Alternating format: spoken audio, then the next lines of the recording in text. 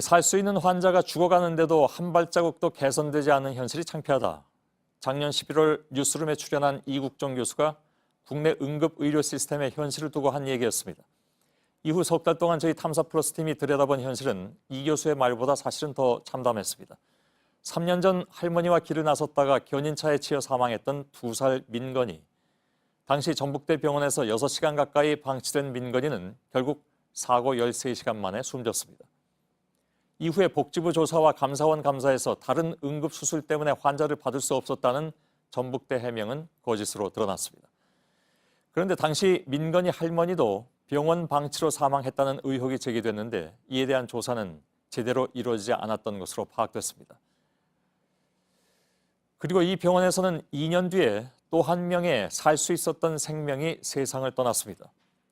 24살 이동현 군. 서준석 기자의 보도입니다. 대학 졸업을 앞둔 이동현 군은 눈에 넣어도 아프지 않을 아들이었습니다. 산림기사 필기시험을 합격해 아버지를 따라 공무원이 되는 것이 꿈이었습니다. 학교 갔다 오면은 도서관, 가까운 데가 또 도서관이 있거든요. 도서관에서 거진 살다시피 했어요. 동현 군의 꿈이 산산조각 난 건 사고가 났던 지난해 10월 19일. 오토바이를 타고 집을 나선 동현 군은 도로 표지판을 들이받았습니다. 코와 입에서 출혈이 시작됐습니다. 하지만 의식은 또렷했습니다. 스스로 걸어 나와가지고 또 이렇게 쭈그리고 있었는데 이동 도중에도 생체 진물도서가 스크를 다 현재 이상 없었고. 동현 군이 전북대학교 권역응급의료센터에 도착한 건 골든타임인 1시간이 지나지 않은 오후 6시 16분입니다. 당시 동현 군의 혈중 산소 농도는 87에서 90%. 산소 호흡기가 필요한 폐암 환자와 같은 저산소증 상태였습니다. 나간면 손상이 되면 제일 먼저 우리가 걱정해야 될 게 기도, 숨쉬는 기도 확보. 몸에 이제 산소가 충분히 공급이 안 되는 상황이 3분에서 5분이 지나버리면 비가역적, irreversible, 돌이킬 수 없는 강을 건너버리거든요. 하지만 기도 확보를 위한 조치는 없었습니다. 호흡을 못해서 계속 나 호흡 좀 어떻게 해달라고 하는 마당인데 지금 의사들은 왔다 갔다 하기만 하고 훑게 보기만 하고. 응급센터 측은 전문의를 따로 불렀다는 입장입니다. 의식이 너무 명료해서 일단 구강외과 계획을 좀 듣고 처치를 하자 하는 게 처음 계획이었어요. 하지만 구강외과 임모 교수가 나타난 건 2시간이 지난 오후 8시 14분. 하다못해 환자 자신이나 보호자가 이것 좀 해주세요. 급하잖아요. 보기 때문에, 내 자식이기 때문에.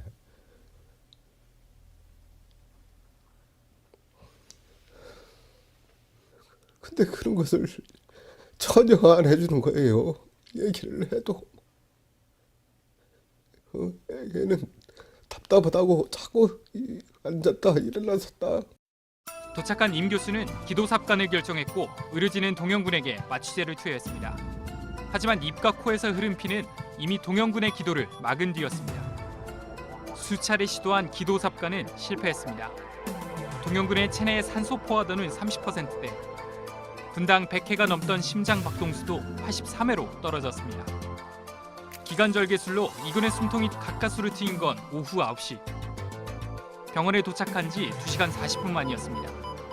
하지만 곧 심정지 상태에 빠졌습니다. 벽동관이라도 자꾸 난동을 부렸으면은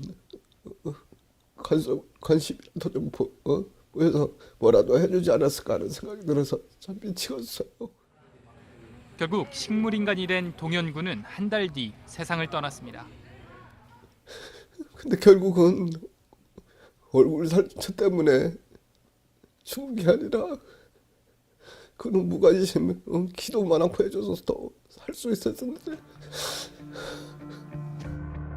동현 군의 사인은 저산소증으로 인한 뇌손상으로 추정됩니다. 24살 청년은 가족 여행을 하루 앞두고 일어난 사고에 홀로 다른 세상으로 떠나게 됐습니다. 탐사플러스 서준석입니다. 이동현 군이 숨진 과정은 2년 전에 교통사고로 같은 병원에 실려왔다가 숨진 민건이와 거의 비슷합니다. 당시 우리나라 응급의료체계의 민낯을 보여줬던 민건이의 사망사고는 복지부와 감사원 조사로도 이어졌습니다. 그런데 이 조사조차 부실했다는 의혹이 당시 병원 내부 관계자로부터 나왔습니다. 당시 민건이와 함께 병원에 실려왔던 할머니 역시 방치된 채 사망했다는 의혹입니다. 김도훈 기자입니다. 전북 전주의 한 교차로입니다. 횡단보도를 건너던 2살 민건이와 할머니가 후진하던 대형 견인차에 치입니다. 두 사람이 1시간도 안 돼 도착한 곳은 전북대병원 응급실. 전북 지역에서 응급 환자가 갈 수 있는 최후의 보루인 권역 응급센터입니다.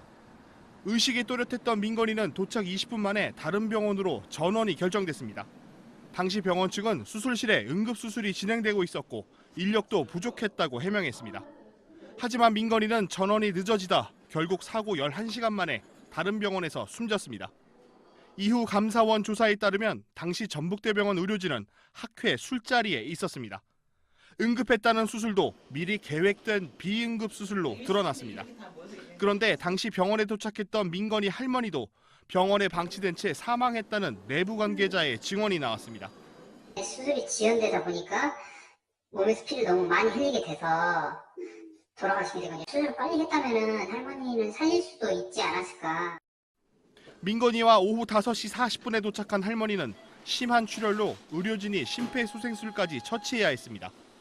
하지만 할머니에 대한 마취가 이뤄진 건 5시간이 훌쩍 지난 오후 11시 30분. 수술이 시작된 건 마취 후 50분 만입니다. 당시 수술을 하기로 한 전문의가 제 시간에 나타나지 않았다는 겁니다. 마취가 있으면 마취해주려 했어요. 근데 이제 수술 의사가 없어서 그런 거죠. 계속 연락을 드렸는데 늦게 오신다고만 하시고. 해당 전문의가 술자리 때문에 늦었다는 의혹도 나왔습니다. 이라는 그 교수가 늦게도 왔지만 술을 먹고 또 저기 했다고는 소리가 있더라고요. 그때 같이 참가했던 그 의사가 그걸 이제 얘기한 거예요. 술 냄새가 났다. 당시 병원 측은 유족에게 야간 당직 정형외과 전문의가 있었지만 수술을 할 수 없는 임상 강사였다고 밝혔던 것으로 확인됐습니다. TM이 이제 부족했다고 보시면 되거든요. 그러니까 당직은 당직인데 사실은 그쪽 수술하기는 이제 하지만 민건이 할머니 사망 의혹은 이후 복지부 조사나 감사원 결과에서도 빠졌습니다. 당시 감사원 보고서 제목도 전주시 소아 환자 교통사고 사망 사건. 민건이와 할머니 사망 후 2년 뒤에 숨진 동형 군도 같은 의사가 응급진료를 받습니다. 같은 의사예요. 외상센터 보는 사람 그 사람 한 명밖에 없잖아요. 응급실에서 환자 상태를 파악하고 다른 과로 넘기는 역할이거든요. 정부는 지난 1일 전북대병원에 대해 권역 응급의료센터 지정심사에서 탈락시켰습니다. 전북대병원 측은 민건이 할머니의 경우 손을 쓸 수 없는 쇼크 상태였고 응급치료 시스템상 어쩔 수 없는 상황이었다고 해명했습니다. JTBC 김도훈입니다.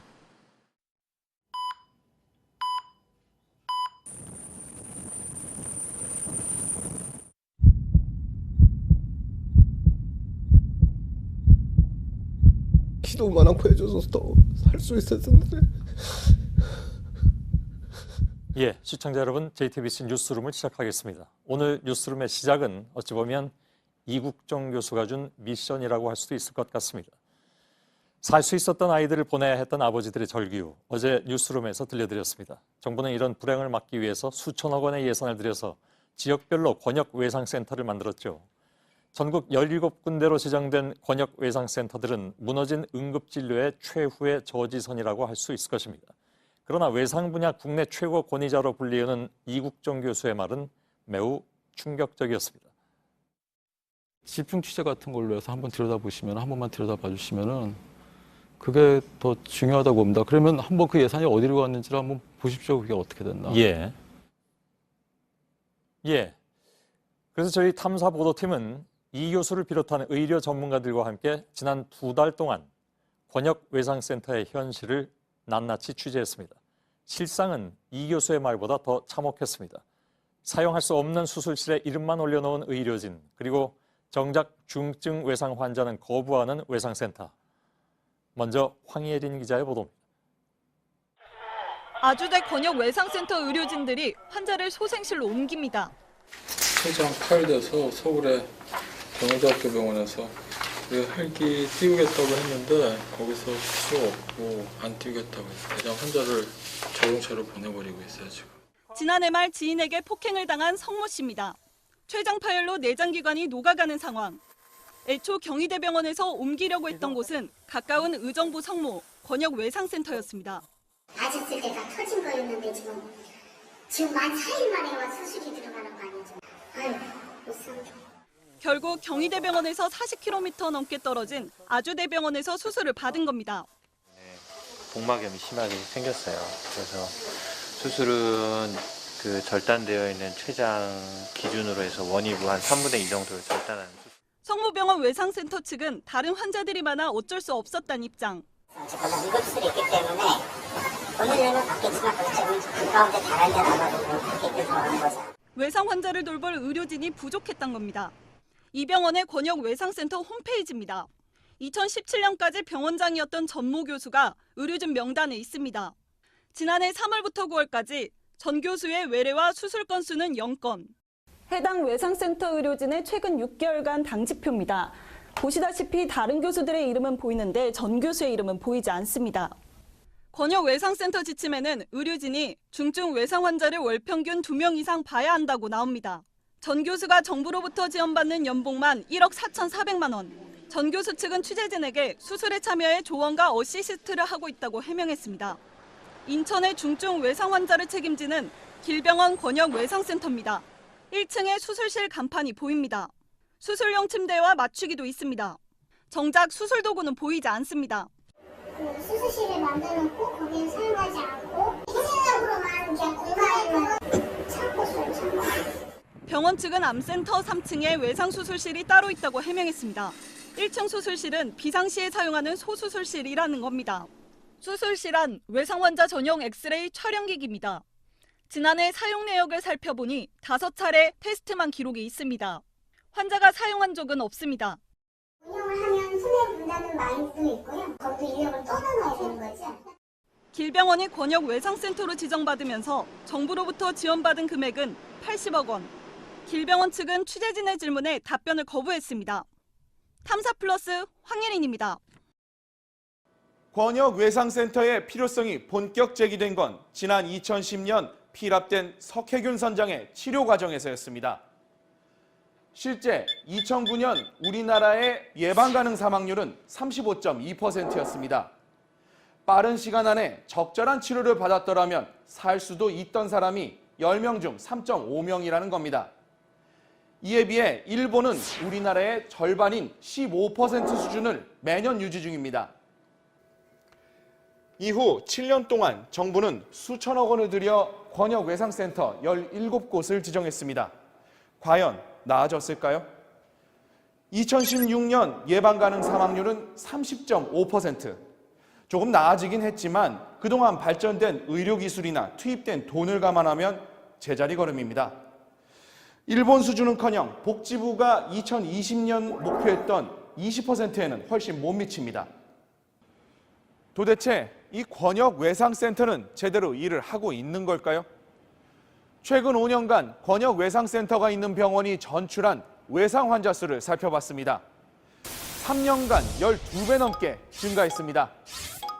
사실상 환자를 거부하는 건데 그러면 이 외상센터 안에서는 도대체 무슨 일이 벌어지고 있는 건지 김도훈 기자가 현장을 취재했습니다. 대전 지역 권역 외상센터 앞입니다. 대형 교통사고나 추락사고 등 위급한 중증 외상 환자들을 위해 만들어진 곳인데요. 안에는 어떤 환자들이 있는지 들어가서 확인해 보겠습니다. 병원 응급실과 외상센터 입구가 같습니다. 의료진들이 입구에서 중증 환자를 권역 외상센터로 보냅니다. 다발성 골절이나 출혈 등으로 생명이 위독한 경우가 중증으로 분류됩니다. 입구에 설치된 모니터로 확인한 중증 외상 환자는 12명. 안으로 들어가 봤습니다. 같은 공간에 있는 응급실과 외상센터는 팻말로만 구분됩니다. 외상진료구역에 놓인 병상은 10여 개. 그런데 중증 외상 환자들이 있어야 할 병상에서 대화 소리가 들립니다. 70대 외상 여성 환자가 전화통화를 하는 겁니다. 맞은편 병상에는 경증 환자로 분류되는 노란색 카드가 붙어 있습니다. 수액 주사를 맞는 아이는 의료진 질문에도 곧바로 반응합니다. 팔 보호대를 차고 엑스레이 촬영을 기다리는 한 학생. 잠시 후 중증 외상진료구역 침상에 눕습니다. 얼굴 상처를 치료하기 위해 찾은 한 남성이 외상진료구역에서 진료를 받습니다. 진료비를 계산하고 나선 남성을 쫓아가 봤습니다. 빙판길에 넘어지셔서 얼마나 받고 계신 거예요? 네, 5번을 꼴리고 진료비 영수증에는 외상센터가 아닌 응급실 일반 진료라고 적혀 있습니다. 진료한 의사는 이 병원 권역외상센터 외상외과 담당 전문의입니다. 생명이 위독한 중증 환자를 맡아야 하는 권역외상센터 전담의는 일반 진료는 가급적 보지 않아야 합니다.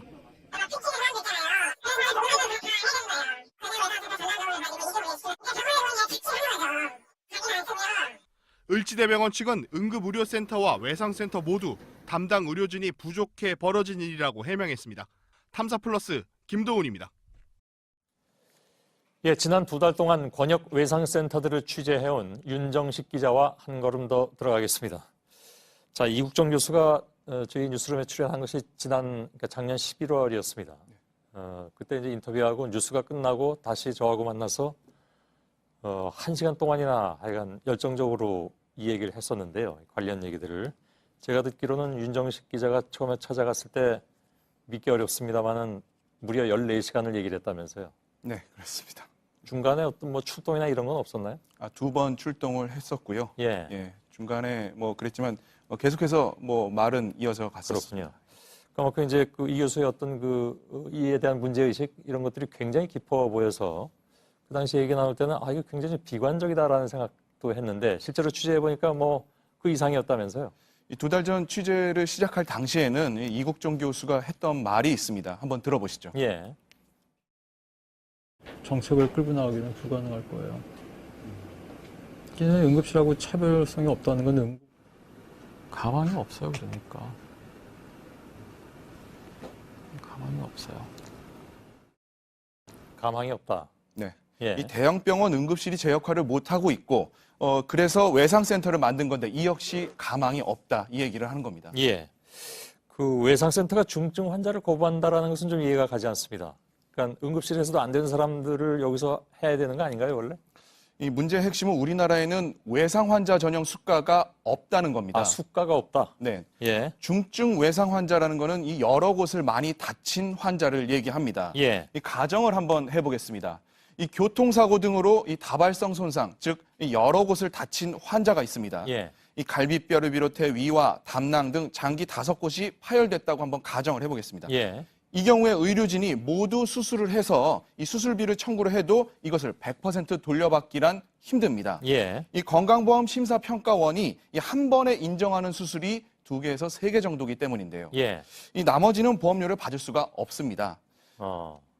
그러면 이게 그냥 쉽게 말하면 중증 외상 환자는 병원 입장에서 돈이 안 들기 때문이라는 얘기 아닙니까? 네, 중증 외상의 경우에는 환자의 본인 부담률이라는 게 5에서 10%가량입니다. 예. 환자가 10%를 내고 나머지 인정이 되지 않은 부분에 대해서는 병원이 90%를 손해를 보게 되는 구조라는 겁니다. 예. 이런 구조 때문에 이 병원은 오히려 크게 다친 환자일수록 받기를 꺼려 한다는 겁니다. 예. 근데 이런 제도가 이제 애초에 만들어졌을 때는 그 취지가 있었을 것 같은데, 그럼 무엇 때문입니까?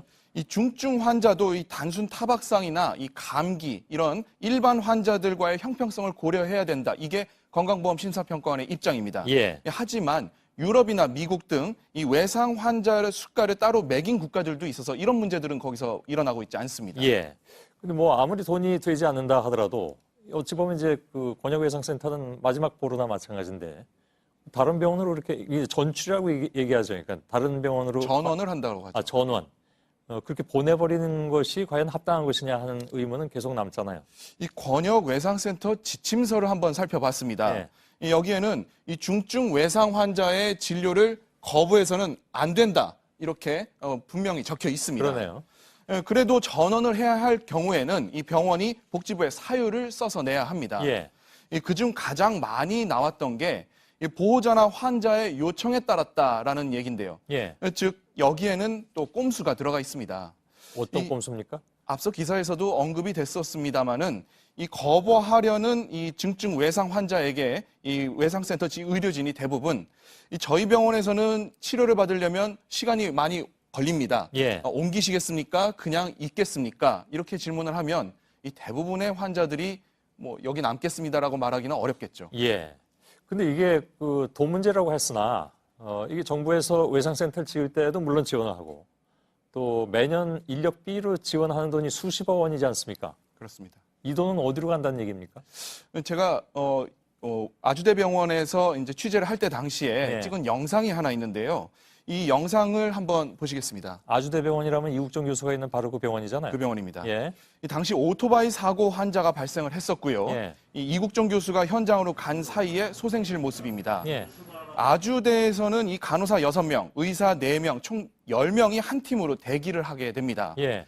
언제 올지 모르는 중증 외상 환자를 위해서 이런 인력 또 몇 개 팀을 이 상시 대기시켜 놓는 겁니다. 예. 그런데 일부 병원에서는 이런 인력을 자신들의 응급실에 투입을 하는 등 악용을 하고 있는 겁니다. 아, 예. 그 복지부 같은 데서 이걸 뭐 관리하거나 감독하거나 뭐 그러진 않습니까? 이 복지부가 돈이 그렇게 매년 많이 들어가기 때문에. 그렇습니다. 예. 이 매년 평가를 하고 있습니다. 권역외상센터에 대해서요. 그런데 여기에는 환자가 센터로 도착한 다음에 전문의를 몇 분 만에 만났느냐, 이게 규정이 10분인데요. 예. 그걸 지켰는지 여부를 평가를 하게는 돼 있고 환자 응대에 대해서는 그게 전부입니다. 예. 이 문제는 평가에서 만일에 낙제점을 받는다 하더라도 센터 지정 취소는 거의 일어나지 않는다는 겁니다. 예. 해당 지역 외상센터를 아예 비워놓기보다는 부실해도 그냥 두는 게 오히려 안전하다, 이렇게 판단하고 있기 때문에 예. 병원 입장에서는 배짱을 부릴 수 있는 겁니다. 아, 그렇군요. 예, 지금 어려운 취재를 저희들이 이거 뭐 계속하고 있는데 내일도 이 문제를 다루게 되죠? 내일은 좀 더 불법성에 대해서 어떤 것들이 병원들이 지키지 않고 있는지 예. 좀 더 취재해서 리포트 하겠습니다. 알겠습니다. 자, 여기까지 진행하겠습니다. 예, 시청자 여러분, JTBC 뉴스룸을 시작하겠습니다. 소문으로만 돌던 국회의원들의 재판 민원의 실체가 드러나고 있습니다. 법원을 피감 기관으로 둔 국회 법사위 위원들이 자신이나 지역구 유권자의 재판 관련 민원을 법원에 놓고 해당 판사가 이것을 챙겨주는 구조입니다. 상고법원 도입을 위해서 국회를 상대로 로비를 벌이던 사법부는 이것을 정략적으로 이용하기도 한 것으로 나타났습니다. 자, 오늘은 이 문제에 앞서서 어제에 이어 권역외상센터 문제에 대한 보도부터 이어가겠습니다. 이 문제는 죽지 않아도 될 사람들이 죽어가는 우리의 생명과 직결되어 있기 때문입니다. 네, 1분 1초가 골든타임인 외상센터. 정부는 이 외상센터에서 사람을 살리라고 수천억 원의 건축비와 수백억 원의 인건비를 병원에 지원하고 있습니다. 그런데 현실은 한심하다부터 참담합니다. 사람을 살리란 예산은 대형 병원들의 돈벌이에 이용되고 있습니다. 외상센터를 바로잡을 골든타임도 다해가고 있습니다. 먼저 황예린 기자입니다. 부산에서 중증 환자를 책임지는 부산대병원 권역외상센터입니다. 그런데 권역외상센터 건물에 권역호흡기 질환센터가 함께 있습니다. 한 건물에 두 센터가 있는 겁니다. 직접 안으로 들어가 봤습니다. 흰색 가벽 옆에 두 센터를 오가는 복도가 뚫려 있습니다. 교수 연구실이 있는 7층을 제외한 모든 층이 마찬가지였습니다. 환자도 두 센터를 자유롭게 오갑니다. 호흡기 센터에서 나온 의료진이 외상센터로 들어갑니다. 손에는 환자가 쓰는 의료용품이 있습니다. 감염병 전염도 우려됩니다. 2008년 부산대병원이 외상센터를 설립하며 지원받은 국비는 339억 원, 지방비는 80억 원입니다. 이듬해 호흡기 센터를 지으면서 국비 250억 원을 다시 지원받았습니다. 당시 호흡기 센터 지원 사업 공고엔 독립건물 형태로 지으라고 돼 있습니다. 2013년 질병관리본부도 명확한 시설 분리가 필요하다고 지적했습니다. 병원 측은 보건복지부로부터 허가를 받아 문제가 없다고 해명했습니다. 허가가 만약에 안 났다 하면은 사용 승인 자체가 안 떨어지겠지. 복지부는 명확하게 분리돼 있는지 알았다고 말합니다. 구획이 되어 있다고 제가 말씀을 드렸거든요. 사단이 거기에 막혀져 있다는 이런 의미. 애초 부산시는 외상센터를 허가하면서 인근 D동과 암센터 별관의 철거를 조건으로 걸었습니다. 하지만 해당 건물들은 지금도 운영 중입니다. 그 결과 부산대병원의 건폐율과 용적률은 법적 기준을 초과했습니다. 더 큰 문제는 총각을 다투는 응급차들도 이 건물들에 막혀 돌아서 진입하는 상황입니다. 이 길은 외상센터 응급 전용로입니다. 권역외상센터 설계 당시 병원은 환자의 빠른 이송을 위해 이 건물을 철거해 길을 내고자 했습니다. 하지만 보시다시피 건물은 그대로 남아있고 응급실을 오기 위해서는 응급차가 길을 우회해야 하는 상황입니다. 경기 북부에 권역외상센터가 있는 의정부 성모병원. 국비 80억 원과 경기도비 50억 원을 들여 5층짜리 권역외상센터로 증축했습니다. 하지만 이 건물 5층에는 권역외상센터와는 상관없는 호스피스 병동이 들어와 있습니다. 본관 건물 구석에 있던 병동을 새 건물로 옮겨 훨씬 넓게 사용하고 있는 겁니다. 대신 외상 환자 전용 병실은 원래 포스피스 병동 자리로 떨어져 나왔습니다. 이에 대해 병원 측은 입장을 표명하지 않았습니다. 경기도청은 병원 측이 권역 외상센터를 당초 계획과 다르게 사용했다며 지원금 환수를 검토 중입니다. 탐사플러스 황예린입니다. 예, 응급 진료를 위해서 정부가 돈을 대는 것은 외상센터 건축비만이 아닙니다. 언제 올지 모르는 응급 환자를 위해서 대기해야 하는 의료진들의 인건비도 매년 수백억 원을 지원합니다. 어차피 대기는 해야 되는 일이니까 그렇죠. 그런데 일부 병원들은 이 정부 보조금을 일반 의사의 수당으로 사용하는가 하면 응급 의료진에게 주는 정부 수당을 가로채는 경우까지 있었습니다. 윤정식 기자입니다. 대전 을지대병원 내부 협조 공문입니다. 야간 외과 당직 의사들이 외상과 비외상 환자를 모두 담당하고 있다고 말합니다. 비외상 환자를 진료하는 의사 당직 수당은 병원이 직접 내야 합니다.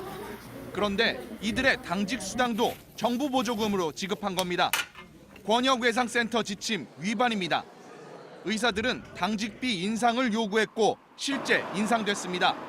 정부가 지원하는 외상센터 의료진의 당직 수당 상한액은 평일 기준 30만 원, 주말은 50만 원입니다. 병원에다 협박조에 사실은 있거든요. 근데 이걸 대놓고하는 게 문제죠. 복지가 정제거든요. 알고 다 묵인하고 있거든요. 매일 밤 이 병원에서 당직을 서는 흉부외과와 정형외과 의사에게 정부 돈이 부당하게 나가고 있습니다. 인천 길병원의 응급의료센터 간호사 A씨. A씨가 매월 받는 정부의 응급의료 수당은 20만 원입니다. 하지만 A씨는 이를 거의 만져보지 못합니다. 응급관역 같은 경우는 월 20만 원씩 1월부터 10월까지 2년간 한꺼번에 의료날 들어왔긴 했는데 부서장이 이 계좌를 보내주면 돼 이랬거든요. 응급의료진에게 주는 수당을 부서 운영비로 사용하는 겁니다. 관계도 지금 다들 원하지 않는데 뉴스에 나와서 나올 것도 없고 이래서 계속 그렇게 해왔거든요. 복지부가 최근 실시한 권역외상센터 보조금 환수액은 의정부 성모병원이 10억 2천여만 원 등 총 66억 원입니다. 이 환수액에는 부당하게 사용된 인건비는 포함되지 않았습니다. 탐사플러스 윤정식입니다. 예, 그렇다면 이 문제는 어디서부터 잘못된 것인가?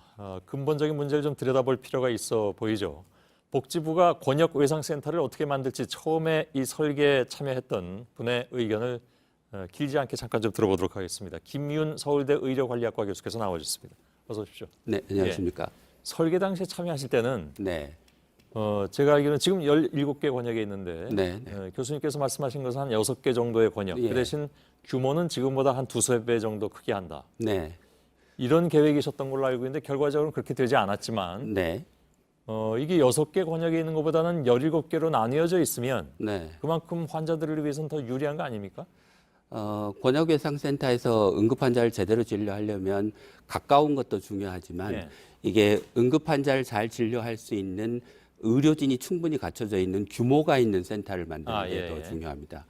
규모가 커야 환자가 집중되고 환자가 집중돼야 규모의 경제를 이룰 수 있기 때문입니다. 일단 권역센터를 운영할 수 있는 정도의 이른바 이제 수익 모델이 만들어질 수도 있다. 네. 이거 뭐 수익 모델을 얘기하는 것이 이 경우에 예. 어떤지 잘 모르겠습니다만 아무튼 근데 17개 권역으로 퍼져 있으면 그만큼 환자들한테 가까이 갈 수 있는 장점이 있지 않습니까?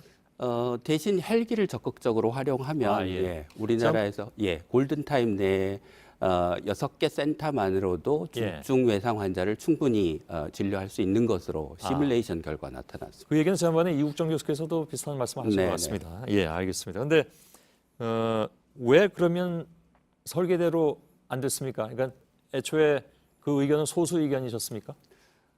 저희가 연구 결과를 이제 복지부에 제시하고 기재부의 예비 타당성 조사에도 제시를 했었는데 기재부가 이제 예비 타당성 조사 과정에서 경제성이 없다고 권역외상센터 설립 사업을 이제 부결시켰고요. 그 이후에 이런 정치적인 논의 과정을 거치면서 아마도 미루어 짐작컨대 병원들의 이해관계와 지역 권역과 정치인들의 이해관계가 맞아 떨어지면서 예. 권역외상센터의 숫자가 급격히 늘어나는 걸로 추정을 하고 있습니다. 지역과 국회의원들의 이해관계라면 네. 예를 들면 이제 내 지역구에 권역외상센터를 두겠다라는 네. 민원이 들어갔을 수 있다는 건가요? 네, 그렇습니다. 지금 뭐 그걸 단정적으로 말씀하시기엔 좀 어렵습니다. 어렵지만 예, 합리적인 의심이라고 추론이다. 생각합니다. 예. 예. 그렇군요. 아주대 이국정 교수가 지난번에 무슨 얘기를 했냐면 이거 거의 뭐 가망이 없어 보인다. 네. 그 본인도 굉장히 좀 회의에 빠져 있는 것 같더라고요. 네. 얘기를 좀 장시간 했습니다만 방송 후에도 가망이 없다는데 혹시 동의하십니까?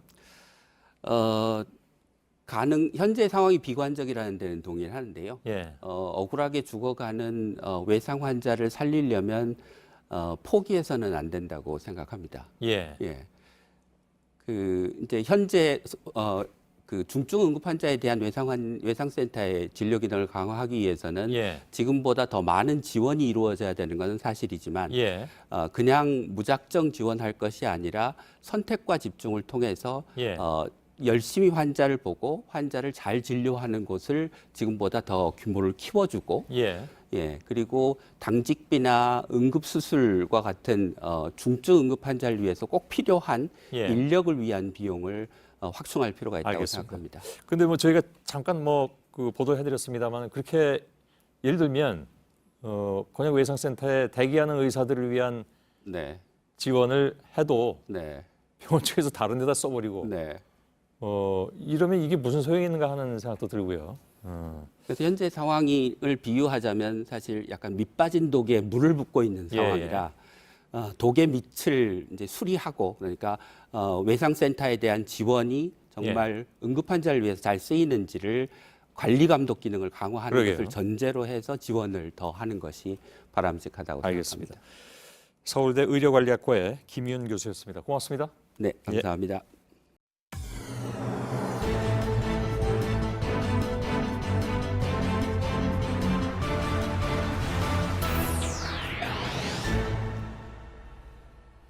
뉴스룸의 앵커 브리핑을 시작하겠습니다.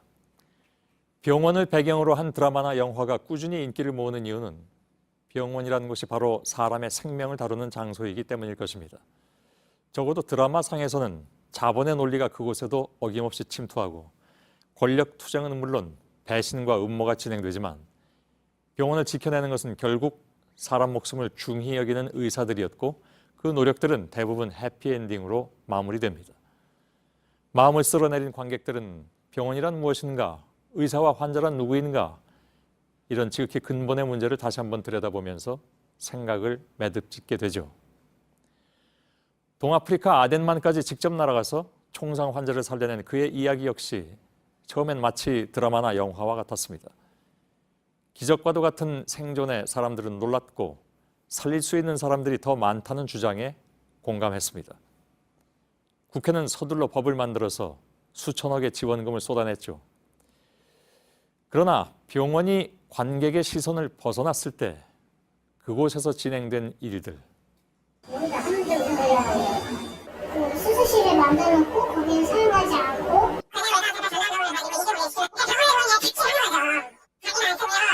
정부로부터 지원받은 금액은 80억 원. 운영을 하면 손해 본다는 마인드도 있고요. 사용할 수 없는 수술실과 다른 업무에 투입된 전문 의료진, 또 환자를 거부하는 외상센터. 문제의 핵심은 결국 돈이었습니다. 사람의 목숨을 어떻게 돈으로 계산하느냐는 윤리적인 항변은 이미 우리 현실에서 무력화된 지 오래. 환자의 목숨은 돈에 의해서 계급이 매겨졌고 생명을 살려야 하는 마지막 보루인 권역외상센터에서도 그 돈의 힘은 사람의 목숨값보다 우위에 있었습니다. 낭만 닥터 김사부, 골든타임 등의 실제 모델로 알려진 그 의사는 자신에게 붙여진 그 별칭이 불편했고 금방 관심과 시선을 거두는 관중 또한 불편했습니다. 그저 그의 요구란 딱 한 가지, 한 번만 들여다봐 주십시오 였습니다. 작년에 방영된 의료 드라마 라이프를 기억하시는지요? 드라마는 영리병원이란 무엇인가 라는 질문을 던지고 마무리됐습니다. 의사들의 노력 끝에 병원 측의 영리화 작업은 아주 잠시 멈추게 됐지만 결국 병원을 떠나게 된 주인공은 관객을 향해 말했습니다. 얼마나 버틸 것인가? 기본이 변질되는 걸 얼마나 저지시킬 수 있을 것인가? 여러분들 손에 달린 거겠죠, 이제. 지켜볼 겁니다. 예, 오늘의 앵커 브리핑이었습니다.